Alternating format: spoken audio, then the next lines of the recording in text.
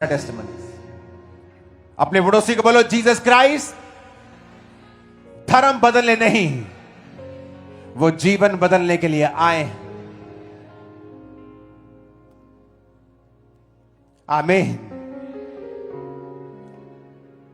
वो आए और कांटों का ताज पहना कि तुम्हारा डिप्रेशन खत्म हो सके,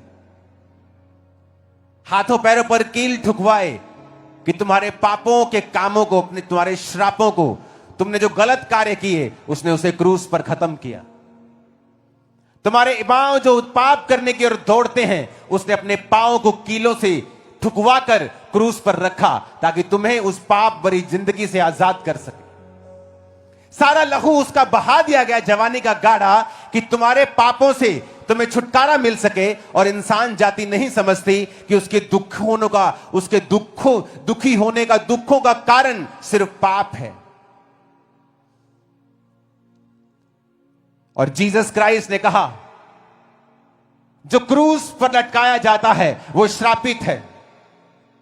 और वचन कहता है कि यीशु मसीह के ऊपर एक भी गुनाह को वो साबित नहीं कर सके।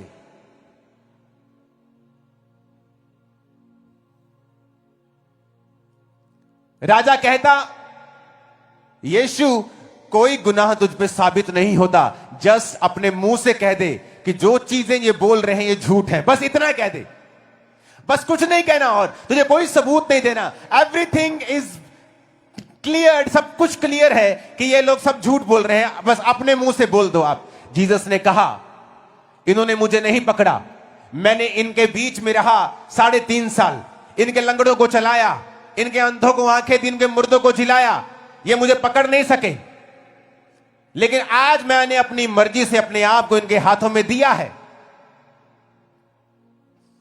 सब लोग बैठकर वचन को सुनो। और मैंने अपनी मर्जी से अपनी जिंदगी इनको दी है, और मैं अपनी मर्जी से तीसरे दिन जी उठूंगा और अपनी जिंदगी को वापस ले लूंगा। वो कोई बेचारा परमेश्वर नहीं है जो क्रूस पर लटका हुआ है। आज वो सर्वशक्तिमान परमेश्वर की दाहिनी हाथ बैठा हुआ है और आपको और मुझको देख रहा है। वो राजाओं का राजा है आज। वो कोई बेचारा परमेश्वर नहीं है जो क्रूस पर लटका हुआ है, जो अपने आप को बचा नहीं सका। उसने कहा, मैं तुम्हारे लिए जान दूंगा और तीसरे दिन मुर्दों में से जी उठूंगा। फिर जी उठ के प्रचार किया, फिर जी उठ के 40 दिन चेलों के साथ रहा, खाता रहा, पीता रहा, हर वो चीज की जो एक जीवित आदमी करता है। और 41वें दिन वो स्वर्ग पे फिर चढ़ा दिया गया और फिर कहा, मैं तुम्हें लेने के लिए दोबारा वापिस आऊंगा। आज जब डॉक्टर्स गवाहियां दे रहे हैं, वकील, पुलिस वाले, क्या आप इन्हें बुद्धू समझते हैं? क्या आप इनको धमकी दे सकते हैं? क्या इनके साथ आप जबरदस्ती कर सकते हैं क्या?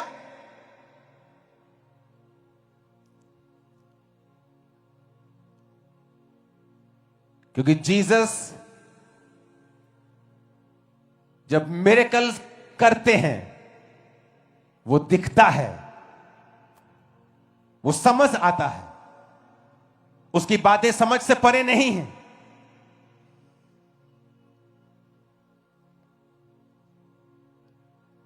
आज अपनी चर्च में आके अच्छा लग रहा है मेरे को।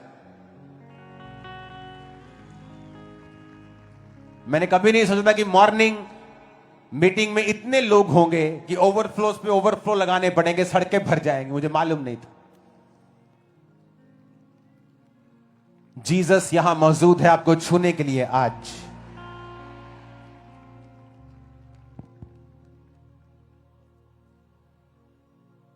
आपको यीशु मसीह में अपने जीवन को चलाना है और आपको वचन की ओर देखना है। वॉलंटियर्स, कैमरामैन, प्लीज मूव करना बंद कर दो। अपने हाथों को उठा के कहो, जो कुछ आज मैं सुनने वाला हूं मैं उसका प्रचार करूंगा। आमीन। अपने हाथों को उठाओ।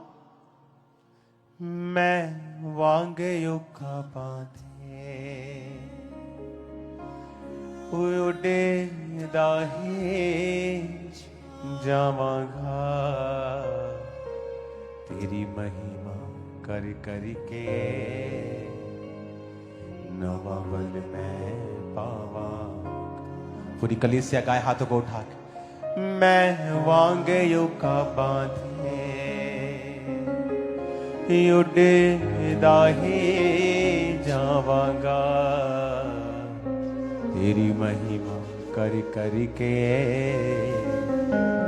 नवा बल मैं पावांगा। आराधना आराधना आराधना तेरी आराधना हो।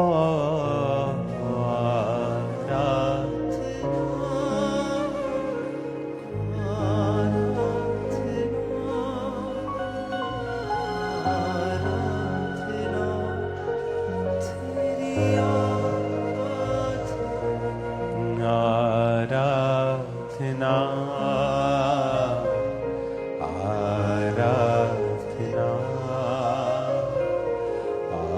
आराधना तेरी आराधना आराधना आराधना आराधना तेरी आराधना। अपने हाथों को उठाओ। मेरा परमेश्वर आज वचनों से आपके कैरेक्टर्स को अपने जैसा करे और आपकी लाइफ्स की फाइट्स को फिनिश करे इन जीसस नेम। जीसस ने कहा तुम लोगों के जैसे नहीं बनो। अगर मुझे भी विरोध का बदला विरोध मिला होता मैं कभी प्रचारक ना बन पाता, क्योंकि परमेश्वर का प्रचार करने के बाद मैं मेंटली अपसेट हो गया था और मुझे नहीं मालूम था कि मैं मेंटली अपसेट क्यों हूं। मैं न्यूरोलॉजिस्ट के पास जाता रहा, डॉक्टर्स के पास जाता रहा, डिप्रेशन एंजाइटी मेडिसिन खाता रहा। डिप्रेशन इतना बढ़ गया कि वो सुसाइडल रूप धारण कर गया। मुझे नशों का सहारा लेना पड़ा, भांग की टिक्कियां खानी पड़ी, शराब पीनी पड़ी, सिगरेट पीनी पड़ी, हर टाइम नशे में रहना पड़ा ताकि मैं आजाद रह सकूं इस रोग से। पर वो जब बढ़ता गया और बढ़ता गया और एक हिंदू व्यक्ति ने यीशु मसीह के बारे में बताया और कहा कि आपने जो सुना है वो मीडिया से सुना है, लोगों से सुना है, क्या आपने खुद कभी देखा है यीशु मसीह के पास जाकर? और उस समय जब मैं टूट चुका था और मुझे कोई मतलब नहीं रह गया था किसी चीज से, और रात को नशा करके 16 अगस्त 2004 रात को 8 बजे अपने बाइक के ऊपर गाड़ी जाना, वहां गली में गाड़ी नहीं जाते, बाइक पे गया मैं चर्च को देखने के लिए। और तभी भी चर्च नहीं गया, नशे करता रहा, जुआ खेलता रहा। लेकिन 2 महीने के अंदर अंदर जब मैं वचन सुनता था, लोगों को चंगे होते देखता था, तो मेरी आंखों से आंसू निकलते थे कि क्या ऐसा कोई परमेश्वर है जो आज भी काम करता है, जो सिर्फ बातें नहीं करता, रियल में लोगों को चंगा भी करता है। मेरे सामने मेरे ही सोसाइटी के लोग आते थे और चंगे होते थे।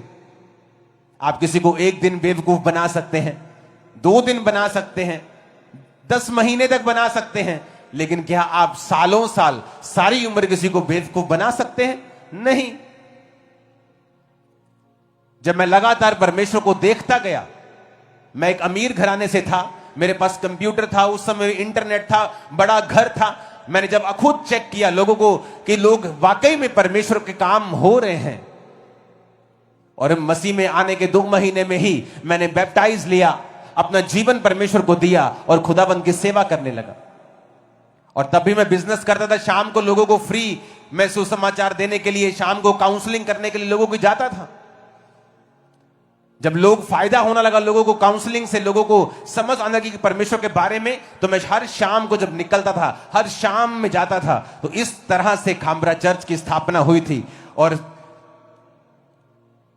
2008 जुलाई में 3 लोगों के साथ वो चर्च स्टार्ट हुआ था,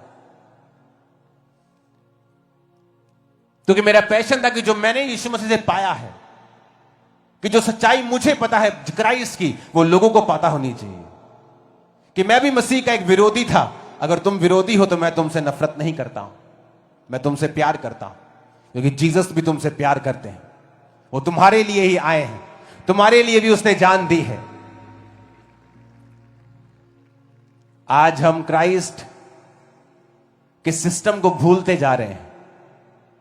बाइबल कहती है कुरिन्थिया के लोग, विश्वासी, एक दूसरे पर कोर्ट केस कर रहे थे। तो पौलुस को जब मालूम हुआ कि विश्वासी आपस में ही एक दूसरे के ऊपर कोर्ट केस कर रहे हैं, तो उसने उनको पत्री लिखी। आप जानते हैं पौलुस की पत्रियां क्यों लिखी गई?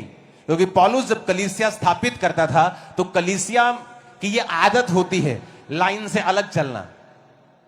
तो पौलुस को जब समाचार मिलते थे कि इस कलीसिया में ये हो रहा है, इस कलीसिया में ये कमी है, इस कलीसिया के लोगों में ये कमी है, तो वो दूर से पत्रियां लिखा करता था। और उन्हीं पत्रियों को आज हम पढ़ते हैं और आशीषित होते हैं। तो वचन कहता है कि वो पत्रियां लिख रहा था क्योंकि उसको मालूम हुआ कि कुरिन्थिया की कलीसिया के लोग आपस में एक दूसरे के ऊपर कोर्ट केस कर रहे हैं।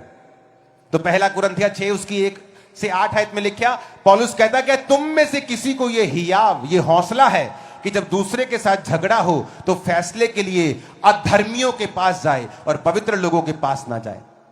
क्या तुम नहीं जानते पवित्र लोग जगत का न्याय करेंगे, और यदि तुम जगत का न्याय करोगे तो क्या तुम छोटे से छोटे झगड़े का भी निर्णय करने के योग्य नहीं हो? क्या तुम नहीं जानते हम स्वर्गदूतों का न्याय करेंगे? क्या तो संसारिक बातों का निर्णय ना करें? यदि तुम्हें संसारिक बातों का निर्णय करना हो तो क्या उन्हीं के पास बैठोगे जो कलीसिया में कुछ नहीं समझे जाते हैं?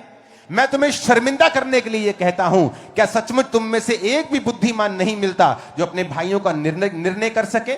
तुम में भाई भाई में मुकदमा होता है और वह भी अविश्वासियों के सामने, परंतु सचमुच तुम में बड़ा दोष तो यह है कि आपस में मुकदमा करते हो।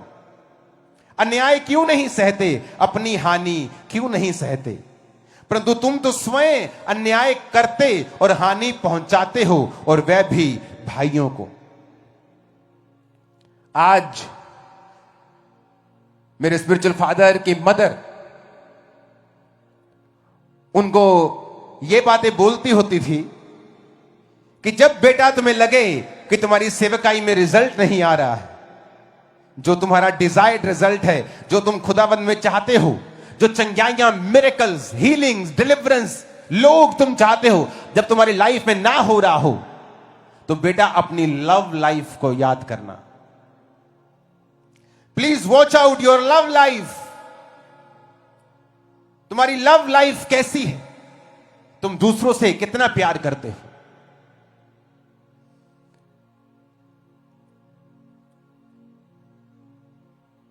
क्या तुम प्यार में चलते हो? अपने आप को चेक करना। पौलुस कहता, मैं तुम्हें शर्मिंदा करने के लिए कहता हूं कि अविश्वासियों के सामने तुमने एक रॉन्ग एग्जाम्पल पैदा की। कहता अन्याय सह लो, हानि सह लो, पर अविश्वासियों को बात करने का मौका मत दो। कहता तुम में एक भी बुद्धिमान नहीं मिलता क्या? क्या तुम नहीं जानते तुम स्वर्गदूतों का न्याय करोगे? क्या तुम नहीं जानते कि तुम दूसरों का न्याय करोगे जब स्वर्ग में जाओगे? तो क्या तुम धरती पर तुम इन संसारिक झगड़ों का न्याय करने के योग्य नहीं हो?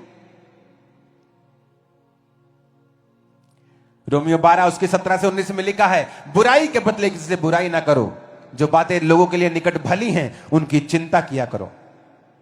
अपना बदला ना लो, परमेश्वर के क्रोध को अवसर दो, क्योंकि परमेश्वर कहता है बदला लेना मेरा काम है, मैं ही बदला लूंगा।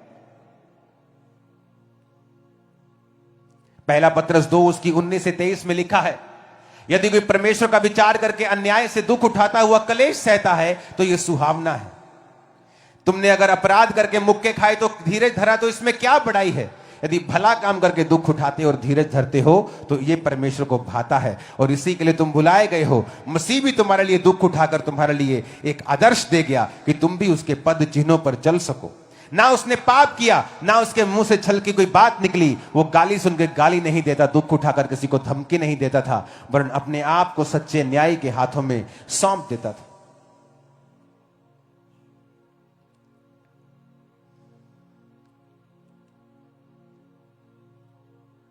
परमेश्वर के दास पौलुस ने कहा, आज हम प्रेरितों के जैसे काम करना चाहते हैं, लेकिन उनके जैसा स्वभाव रखना नहीं चाहते।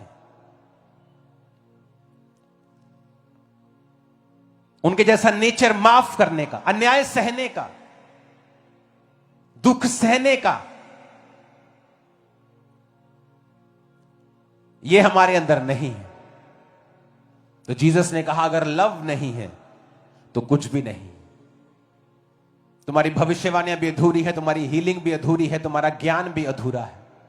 तुम जितनी मर्जी ज्ञान पे ली जाओ लोगों को, कोई फायदा नहीं अगर तुम्हारी लव लाइफ में प्रॉब्लम है।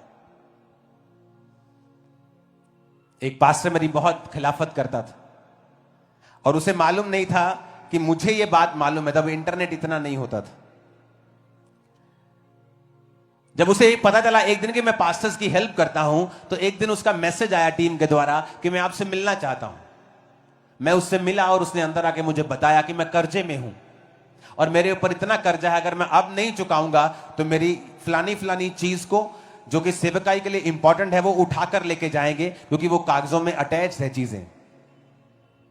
उसे लगता था कि मुझे पता नहीं है कि तू मेरी खिलाफत करता है, और परमेश्वर ने मुझसे कहा कि अगर तू प्यार करता है इसके कर्जे को उतार। मैंने कहा, परमेश्वर ये मेरी खिलाफत करता है। परमेश्वर ने कहा, तुझे प्यार करना है। मैंने कहा, भाई आप फलानी फलानी तारीख को आ जाए, मैं आपका कर्जा उतार दूंगा।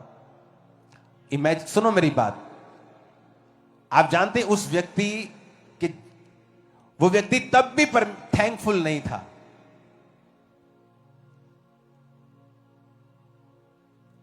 लेकिन उसका कर्जा मैंने उतारा।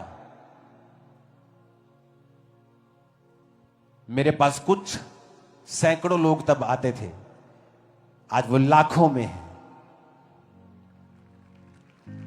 सुनो मेरी बात, वो व्यक्ति का कर्जा उतर गया पर उसका लेवल कभी बड़ा नहीं हुआ। वो आज भी उसी लेवल पे है। मेरा लेवल जिस लेवल पे मैं उस समय था उससे 10 गुना बढ़ चुका है, 20 गुना बढ़ चुका है, लेकिन उसका नहीं बढ़ा। क्यों? अगर हम अपने स्वभाव को चेंज नहीं करेंगे, हमारी जिंदगी में कभी बड़ा बदलाव नहीं होगा। उसके बाद उसका कभी थैंक्स गिविंग के लिए मैसेज नहीं आया आज तक। लेकिन मेरे काम को परमेश्वर ने देखा। हमारा बदला परमेश्वर लेगा, हमें ऊंचा परमेश्वर करेगा, हमें सुरक्षित कोई टीम नहीं करेगी, परमेश्वर करेगा। कितने मेरी बात को समझ रहे हैं?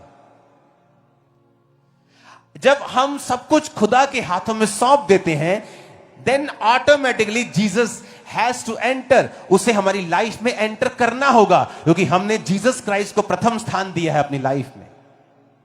और जब जीसस आपकी लाइफ में प्रथम होंगे तो वो आपको रेस्ट देंगे और खुद काम करेंगे। उसके बाद चर्च की तरक्की हुई, मेरी पर्सनल लाइफ की तरक्की हुई, मिरेकल्स बढ़े, हीलिंग्स बढ़ी, ब्रांचेस बढ़ी।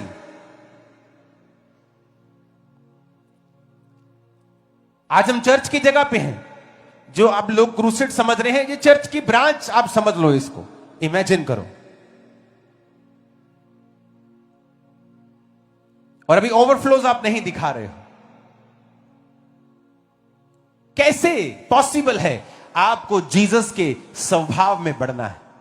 मसा तभी आएगा आप उसके स्वभाव में बढ़ेंगे तो।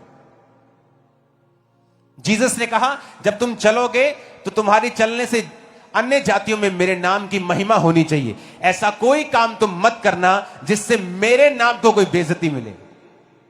आप जीसस को पर्सनली नहीं लेते हो, आप क्रिश्चियन हो, आप मोहल्ले की नुक्कड़ पे खड़े हो और आप नशा सेल कर रहे हो या आप किसी लड़की को छेड़ रहे हो, you are a bad Christian. और आप जीसस क्राइस्ट को महिमा नहीं दे रहे हो। जब आप उसे महिमा नहीं देंगे तो कर्स आप पर, आपके परिवार पर होगा।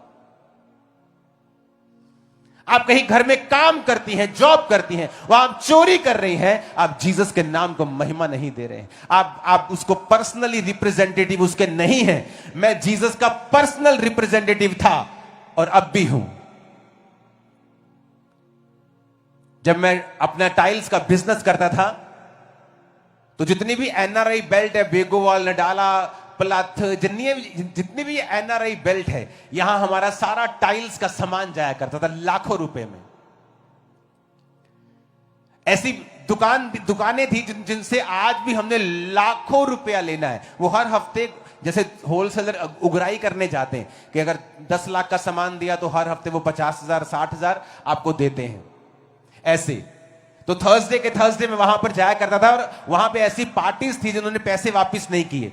और जब मैं मसीह में आया और जब चर्च बड़ी हो गई तो मेरे लिंक्स बहुत सारे लोगों के साथ पहले भी थे और बाद में और बढ़ गए। मेरा एक कॉल या एक चीज मेरे पैसों को वापस लेके आ सकती थी। परमेश्वर ने मना कर दिया कि फाइट नहीं करना, पैसों के लिए छोड़ दे। और पैसे लाखों रुपए मैंने आज भी छोड़े हुए और खत्म कर दिए, खाता कैंसिल कर दिया हुआ। रीजन कि मुझे लड़ाई नहीं करनी, क्योंकि अब मैं जीसस को रिप्रेजेंट करता हूं। जब मैं जीसस का रिप्रेजेंटेटिव हूं तो मेरी लाइफ भी ऐसी होनी चाहिए। आप आज पैसा बोते हैं, चर्च को जाता है, मेरे पास नहीं आता है। आपके पैसे को मैं देखता तक नहीं हूं। मेरी बुक्स मुझे देती हैं, उन्हीं से मैं सब कुछ करता हूं। आज आपको ऐसा कैरेक्टर बिल्ड करना है कि लोग जब आपको देखें तो बात ना कर सकें आपके खिलाफ, दाव ना मिल सके उनको। जब जीसस आपको देखते हैं कि इस आदमी ने मुझे पर्सनल ले लिया है, कि आप ये काम नहीं करेंगे क्योंकि आप क्राइस्ट के कहलाते हैं, मसीह आपके नाम के पीछे लगता है या आप क्रिश्चियन बन चुके हैं। कोई आपको देखेगा क्या बोलेगा? आपका पड़ोसी अगर जानता है कि आप क्रिश्चियन फैमिली हैं और आप बिजली की कुंडी लगाकर चोरी कर रहे हैं, आपने अपनी गवाही को खराब कर लिया है। आपकी प्रार्थनाएं कबूल नहीं होंगी, मैं आपको बता रहा हूं। क्योंकि आप नहीं समझ रहे हैं कि इस धरती के ऊपर जब आप मसीही हैं तो आप जीसस को दिखाने वाले हैं। आप उसके रिप्रेजेंटेटिव हैं, आप उसके एम्बेसडर हैं। आप दिखाने वाले हैं कि जीसस कैसा है, मुझे देखो। लेकिन आज पास्टर्स देखें अपनी लाइफ को, क्या आप अपनी लाइफ को बोल सकते हो कि मैं जीसस के जैसा हूं? जेलसी आप में, प्रोग्रामिंग हर तरफ खिलाफत आप में, आप कैसे बोल सकते हैं? आपका मकसद यीशु मसीह को महिमा देना होना चाहिए।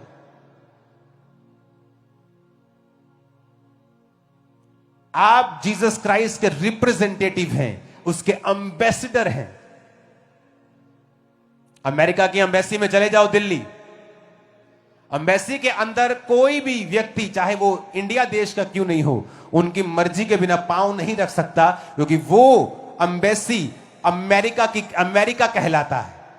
अगर कोई उस पे अटैक करता है तो उसने इंडिया पे किसी चीज पे अटैक नहीं किया, उसने अमेरिका पे अटैक किया है। अगर इंडियन एम्बेसी कहीं अमेरिका में है तो वो अमेरिका नहीं है, वो एम्बेसी जहां है वो इंडिया है। जब उस पे अटैक होगा तो आपने इंडिया पे अटैक किया है। जब आप यहां पे हैं, आप जीसस क्राइस्ट के एम्बेसडर हैं। अगर कोई आप पे अटैक कर रहा है, वो आप पे नहीं कर रहा है, वो स्वर्ग पे अटैक कर रहा है, और स्वर्ग को संभालना आता है आपको, वो संभाल लेगा। और यीशु को आता है संभालना।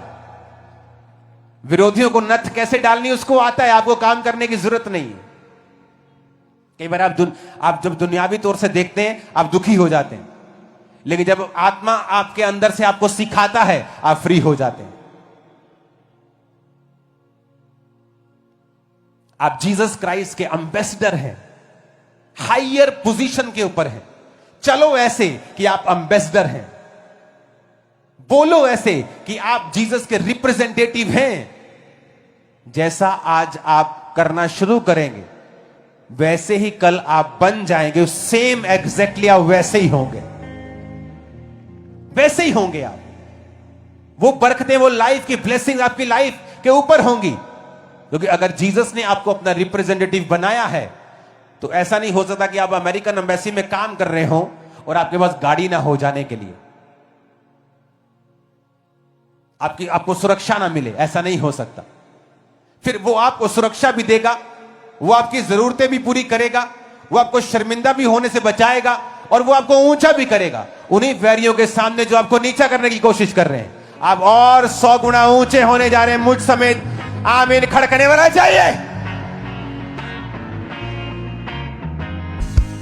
Hallelujah, hallelujah. हमारा काम जीसस क्राइस्ट के प्रेम को फैलाना है। अगर प्रेम नहीं फैला पाए हम तो ज्ञान पेलना अधूरा है। परमेश्वर ने कहा चंगाइयां अधूरी हैं, सब कुछ अधूरा है। कहता फिर तुम कंसेप्ट को समझ ही नहीं पाए कि यीशु मसीह क्या करने के लिए आए। चर्च को किसी भी तरह के नफरत से बचना चाहिए, पॉलिटिक्स से बचना चाहिए। चर्च का काम पॉलिटिक्स करना नहीं है।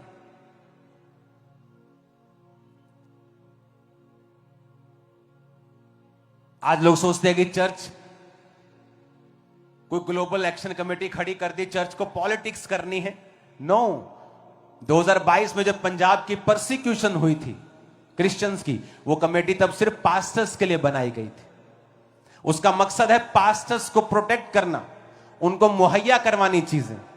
जब उसका राजनीतिकरण हो जाएगा मैं वो कमेटी बंद कर दूंगा, उसी दिन डिसॉल्व कर दूंगा पूरी कमेटी। क्योंकि चर्च का काम राजनीति करना नहीं, सीटें लेना नहीं। अगर सीटें लेनी होती तो मैं कब की ले चुका होता। यीशु मसीह छोटा नहीं है, मैं उसे छोटा नहीं करना चाहता हूं। वो बड़ा है, वो बड़ा ही रहे। अगर चर्च को पॉलिटिक्स करने थे तो कब की कर लेती। चर्च को पॉलिटिक्स में इंटरेस्ट नहीं है। आपको कोई संवैधानिक पोस्ट मिलती है, आप लो, बैठो, आपको करना है करो, लेकिन मैं नहीं हूं इसमें। जो प्राइम पर्पस था इस कमेटी का वो था कि आपको पास्टर्स को प्रोटेक्ट करना। अगर ये अपने प्राइम पर्पस से भटकेगी तो इसको डिसॉल्व कर दिया जाएगा। क्योंकि हमें वचन को पहला स्थान देना है। ये क्या आप कुछ भी जो कर रहे हैं उससे क्राइस्ट की कलीसिया में दो फाड़ हो रहा है या लोग प्रेम कर रहे हैं एक दूसरे से। ऐसी कोई चीज जो दो फाड़ हो रही है, जो कलीसियाओं को अलग कर रही है, वो कलीसिया के लिए सही नहीं है, सेवकाइयों के लिए सही नहीं। हमें सबसे प्यार करना पड़ेगा, सबको लव करना पड़ेगा, सबको संग लेना पड़ेगा, क्राइस्ट के जैसा बनना पड़ेगा। एक दूसरे की सहनी भी पड़ेगी, एक दूसरे से प्यार भी करना पड़ेगा, एक दूसरे के लिए प्रार्थना भी करनी पड़ेगी। यीशु मसीह की पर्सनल जिम्मेवारी लेकर आप ऐसा चलना भी पड़ेगा क्योंकि आप क्राइस्ट के रिप्रेजेंटेटिव हैं। कितने मेरी बातों को समझ रहे हैं? आप कैसे हो सकता है कि आप एक व्यक्ति के सामने ही गिर जाएं, उसको पता हो कि आप गिरे हुए हैं, आप कैसे सुबह उठ के अपना मुंह दिखा सकते हैं किसी को? मुझे तो अंदर से फील होती है ये चीज। अगर आपकी वाइफ को भी मालूम है कि आप स्पिरिचुअल नहीं हैं, आप अंदर से जेलसी करने वाले एक पास्टर हैं, तो आपको, मुझे नहीं मालूम आपको शर्मिंदगी फील होती है कि नहीं।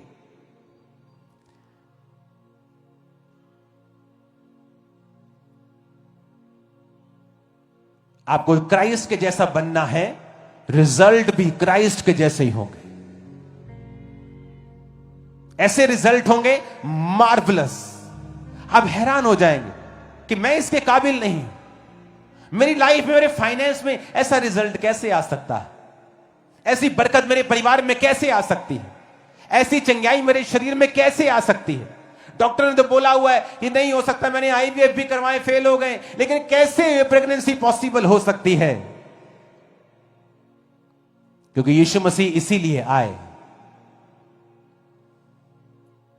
अगर आप वचन पे नहीं चलेंगे, आप पवित्र आत्मा से कभी भरपूर नहीं हो सकते हैं।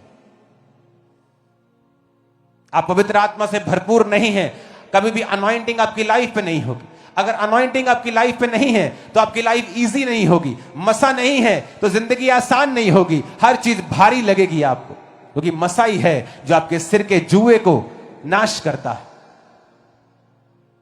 और हर व्यक्ति जो जेलसी की स्पिरिट में है वो मसे को नहीं कंटिन्यू कर सकता, वो एक लिमिटेड लाइफ जीता है, क्योंकि मसा आपकी लाइफ को अनलिमिटेड करता है, आपको बियॉन्ड लिमिट आपको बढ़ाता है।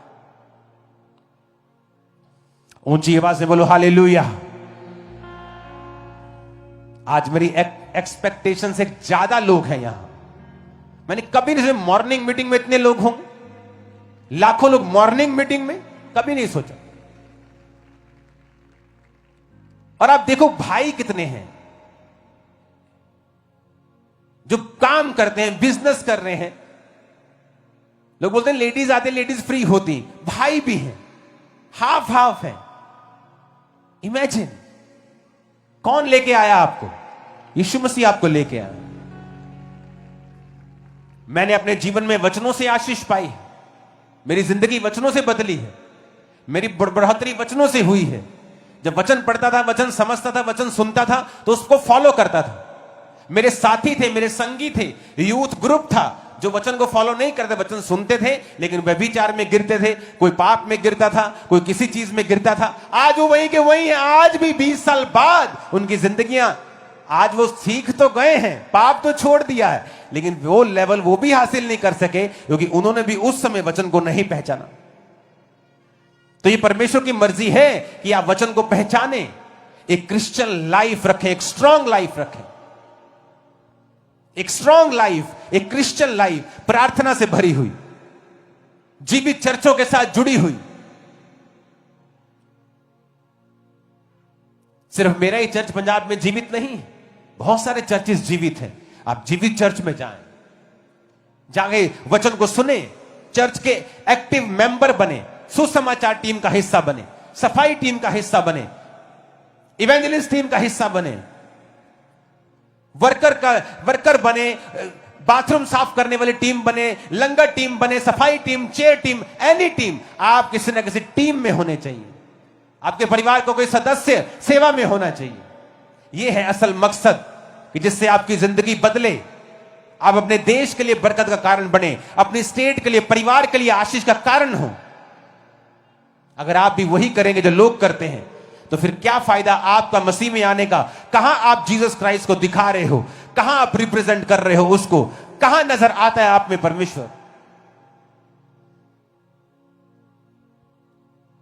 हालेलुया। अगर वो नजर नहीं आता तो हम कहीं अपना मार्क मिस कर रहे हैं, असल मकसद मिस कर रहे हैं। अगर पैसा ही कमाना है, अगर पॉलिटिक्स ही करनी है, तो फिर क्यों आए मसीह में? तो जाए हम वही काम करें, फिर वही काम करके तो हम मसीह में आए। अगर यही काम मसीह में आके करने हैं तो मसीह में आने का फायदा क्या है? अपनी जिंदगी को पहचाने, इसको गैदर करें, इसको इकट्ठा करें, इसको चेक करें, सेल्फ रियलाइजेशन करें, अपने आप को जांचें, अपने आप को परखें, अपने आप को सेट करें। यह मेरी बरकत का कारण है। लोग बोलते हैं आप 5 घंटे क्या प्रेयर करते हो? मैं 5 घंटे प्रेयर थोड़ी करता हूं। आपकी प्रेयर 2 घंटे में खत्म हो जाएगी, 1 घंटे में शब्द खत्म हो जाएंगे आपके पास। उसके बाद 4 घंटे यीशु मसीह के पास बैठ के आप क्या करोगे? सेल्फ रियलाइजेशन भी एक प्रार्थना का हिस्सा है कि कहां मुझे कमी है, कहां मेरी लाइफ में कमजोरी है, कौन से हिस्से को मुझे स्ट्रांग करना है। आप बैठते हैं, आप ऐसे ही बढ़ते हैं, क्योंकि जब आप प्रभु की प्रेजेंस में बैठते हैं परमेश्वर आपसे बात करता है, और जब वो बात करता है एक्चुअल में वो ब्लेसिंग तब रिलीज होती है। परसों रात को मैं परमेश्वर के पास जब बैठा, मैं रोज खुदाबंद के पास बैठता हूं, तो मैं प्रार्थना करी जा रहा था। जैसे तड़का हुआ परमेश्वर ने कहा, क्योंकि चर्च के पास जो मेन पंडाल है उसके पास जो चर्च भवन बन रहा है, एक हॉल है और उसके बाद एक ओवरफ्लो है, उसके पास भी एक 8.5 9-10 एकड़ का टोटल मिला के सब जगह, वहां पे एक जगह है जो चर्च की है। तो परमेश्वर ने कहा जा और उस जगह को अनॉइंट कर और 10,000 चेयर खरीद, क्योंकि मैं 10,000 लोग इस महीने के अंत में तेरे पास भेज रहा हूं। 10,000 चेयर्स सिर्फ 10,000 हैं। आप इमेजिन करो लोग कितने बैठे होंगे। आज देखो चेयर सिर्फ नुक्करों पे लगी हैं और हजारों में है, और बाकी देखो 90% लोग नीचे बैठे हैं। तो खुदा ने कहा 10,000 चेयर खरीदनी है। ये लाइफ टाइम की टेस्टिमनी होती है लोगों की कि मेरी चर्च में 10,000 लोग हैं, 5,000 लोग हैं, 3,000 लोग हैं, और परमेश्वर मुझे कह रहा है कि मैं एक महीने में इस 25 दिसंबर में 10,000 लोग भेज रहा हूं। जो पहले आते हैं वो अलग, एक अलग हॉल चुन, और वो 8.5 एकड़ का एक लैंड है और 200 मरले और लगा लो, 10 एकड़ का आप लगा लो वो टुकड़ा, जिसमें से आधा अब हम यूज करना स्टार्ट करेंगे उसको। और परमेश्वर ने कहा जा, और अब मैं जाऊंगा यहां से, ये काम खत्म होगा, 1-2 मीटिंग्स और होगी, उसके बाद टीम उसका ऑर्डर कर देगी, चेयर्स का चेयर आएंगे, वो एक नया हॉल एकड़ के हिसाब से चर्च में ऐड हो जाएगा 1 महीने के अंदर। क्या ये ग्रेस नहीं है? कैसे पॉसिबल है? मैं आपको बताता हूं। सेल्फ रियलाइजेशन, आप प्रभु के पास क्वाइट टाइम में बैठते हैं, बा बा बा ब्रा डे डे डे, परमेश्वर कहता है अन्य जाति की तरह बक बक मत कर प्रार्थना में, क्योंकि उनको लगता है कि बक बक करने से उनकी सुन ली जाएगी। कई बार आपको सेल्फ रियलाइजेशन करनी होती है।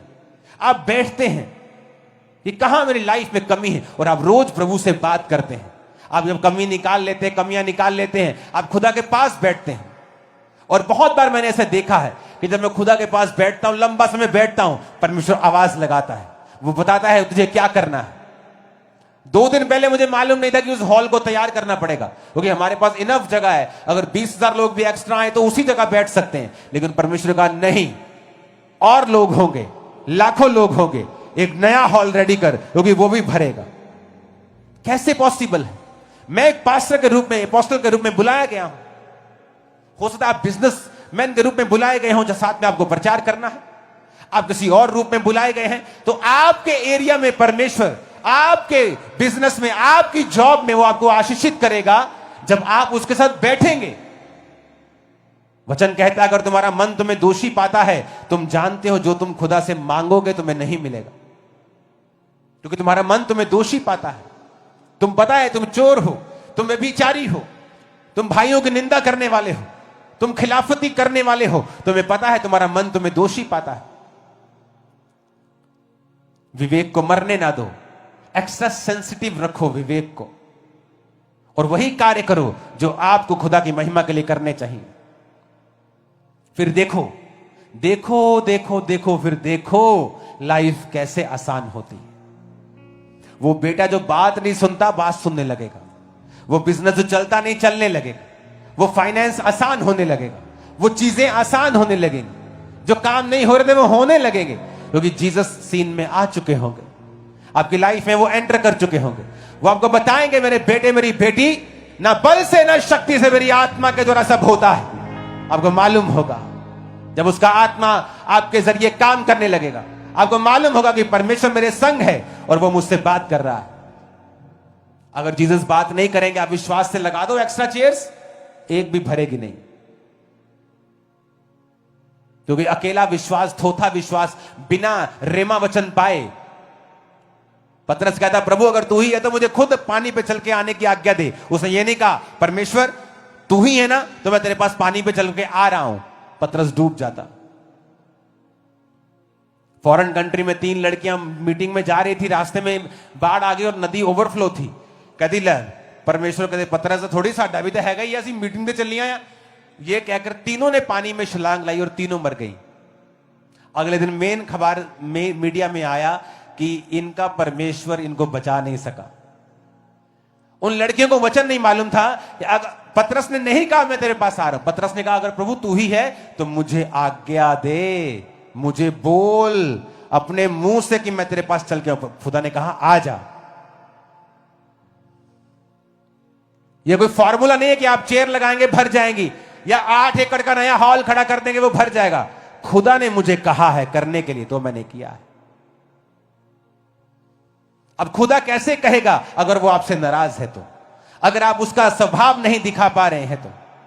अगर आप प्रार्थना में आपकी लाइफ में कमी है, आप बाइबल नहीं पढ़ते हैं, आप जीवी चर्च के मेंबर नहीं हैं, आप इतने बिजी हैं उसी जॉब में, आप उसी जॉब में मर जाएंगे और आपकी कभी भी लाइफ में बढ़ोतरी नहीं हो पाएगी अगर आप यीशु मसीह के पीछे नहीं जाएंगे। तो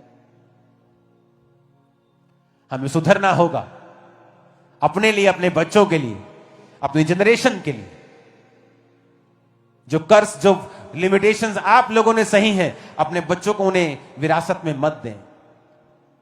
उनको विरासत में अच्छी चीजें दें, क्योंकि धर्मी के भाग्य में लिखा है वो अपने नाती पोतों के लिए संपत्ति छोड़ जाता है। कर्जा मत छोड़ के जाए अपने बच्चों के लिए, ब्लेसिंग्स छोड़ के जाए।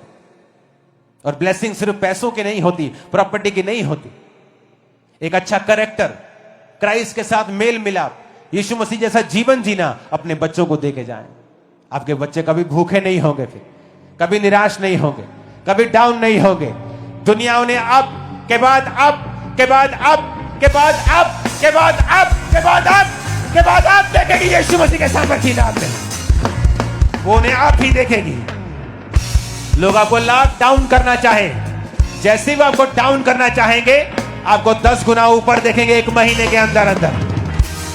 आमीन। खड़खड़े वाला चाहिए शैतान के खाने में। Hallelujah, hallelujah, hallelujah. आपके ऊपर एक जिम्मेवारी है, क्राइस्ट को दिखाने की जिम्मेवारी। आप पैसे के प्रभाव में नहीं आ सकते, चीजों के प्रभाव में नहीं आ सकते। बहुत से लोग मेरे पास आते थे कि आपका इतना बड़ा चर्च है, हम आपको पैसा देते हैं, आप वाइट में हमें कन्वर्ट कर दो, हमसे इतने % ले लो। मैंने कहा यहां वापिस मत आना कभी मेरे पास, क्योंकि अगर मुझे पैसा ही चाहिए, अगर मुझे सिर्फ पैसा ही कमाना है, मेरे पास दुनिया ओपन है। मैं दुनिया के किसी कोने में जाकर काम कर सकता हूं। मैं एक बिजनेस घराने से हूं, मैं जहां भी जाऊंगा कामयाब हो जाऊंगा, मुझे पता है, मैं मेहनती हूं। अगर मुझे पैसा ही कमाना है तो दुनिया खुली है मेरे सामने। मैं इंडिया में नहीं, यहां काम नहीं कर रहा होता मैं। शायद इसीलिए परमेश्वर ने मुझे ज्यादा दिया है, मुझे भरोसा रखता है कि मैं उसको मिसयूज नहीं करूंगा।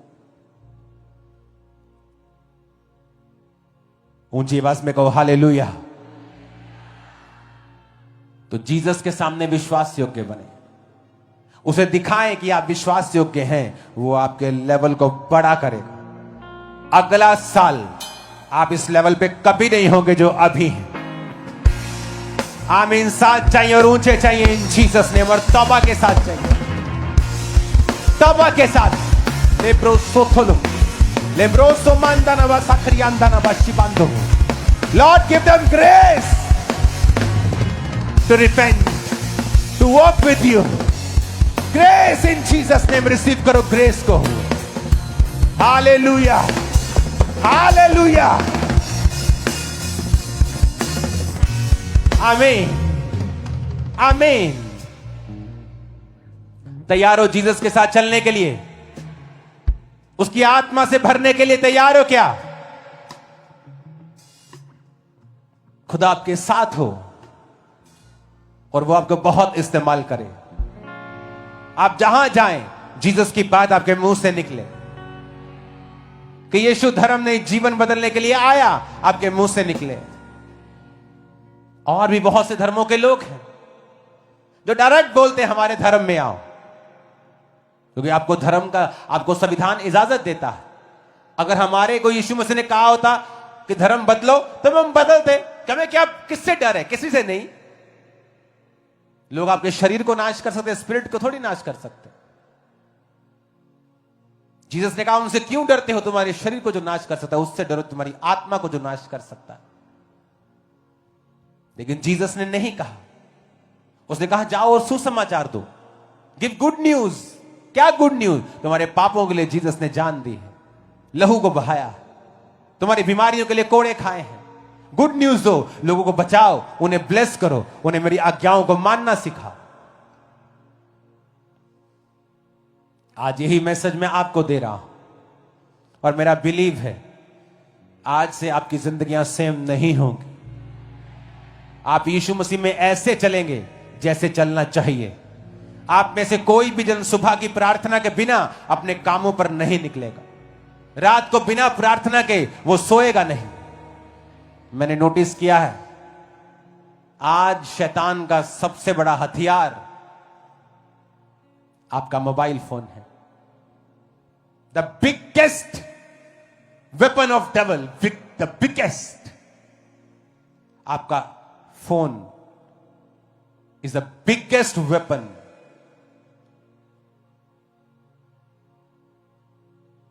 व्यभिचार की स्पिरिट कभी नहीं थी इतने लेवल पे जो आज है, क्योंकि आपके फोन की फीड, आपके सोशल मीडिया की फीड नंगी लड़कियों से भरी हुई है। आधा नंगे होकर अब इंटरनेट पे आना, it's like a legal thing now, it's a new normal. और जैसे जैसे आप अपनी आंखों से गंदगी देखते जाएंगे, आप व्यभिचार की स्पिरिट को समाते जाएंगे, और जब आप दुनिया में निकलेंगे आप पर व्यभिचार के अटैक हो रहे होंगे और आपको पता नहीं होगा कारण क्या है। कारण आपका फोन है। और जब आप पवित्रताई में नहीं हैं, भाई साहब, आप जितनी भी मेहनत कर लेंगे, जीसस को पता नहीं होगा कि आपने मेहनत की, क्योंकि वो पापी को देख नहीं सकता, वो पाप को देख नहीं सकता, वो पवित्र परमेश्वर है। जाएं अपनी जिंदगियां करेक्ट करें। अगर फोन पे आपके गंदगी है और आप कंट्रोल नहीं है आपका, आप उसे देख रहे हैं, कुछ देर के लिए सोशल मीडिया से बाहर आ जाएं।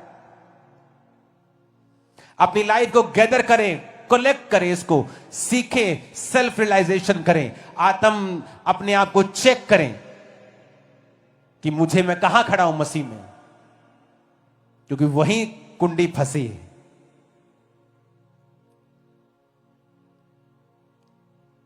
आपको लाख तरह का ज्ञान हो, लेकिन वो प्रैक्टिकली आपके लाइफ में काम कभी नहीं करेगा, आपकी सेवकाई में कभी नजर नहीं आएगा, जब तक आप क्राइस्ट के वचनों पे चलेंगे नहीं और प्रैक्टिकल नहीं होगा। यीशु को शैतान जो भरमाता था, उसके पास भी ज्ञान था। बोलता था कि जा अपने आप को इस चर्च से नीचे गिरा दे, इस पहाड़ से नीचे गिरा दे, तेरे पिता के वचन में लिखा है कि स्वर्गदूत तुझे उठा लेंगे। उसने कहा यह भी लिखा है कि तू अपने पिता, अपने परमेश्वर की कभी परीक्षा ना कर। जाएं, रोज प्रार्थना करें, सुबह और शाम, कम से कम 2 बार, हफ्ते में कम से कम 1 या 2 रोजे रखें। संडे कोई काम ना करें, सिर्फ परमेश्वर के घर में जाएं, पवित्रताई में अपनी लाइफ को बिताएं, सेवा करें, जीसस का प्रचार करें, लोगों की हेल्प करें, अपना कैरेक्टर यीशु के जैसा बनाएं। तब मैं आपको जरूर कहता हूं